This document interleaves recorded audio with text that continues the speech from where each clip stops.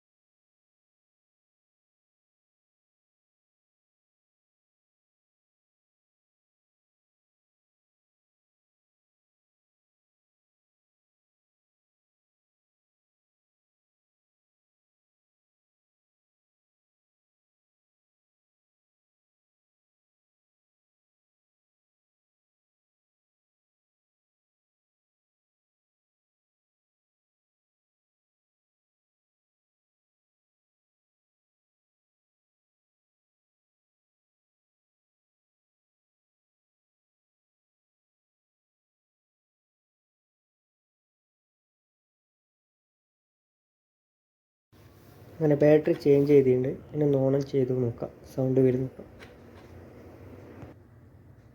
ഇത് നിങ്ങൾക്ക് വീഡിയോ ഇഷ്ടപ്പെട്ടിട്ടുണ്ടെങ്കിൽ വീഡിയോ ലൈക്ക് ചെയ്യുക, സബ്സ്ക്രൈബ് ചെയ്യുക, സപ്പോർട്ട് ചെയ്യുക. ഇപ്പോൾ നേരത്തെ കാണിച്ച പോലെ ആ ബീപ്പ് സൗണ്ട് ഒഴിവായിട്ടുണ്ട്.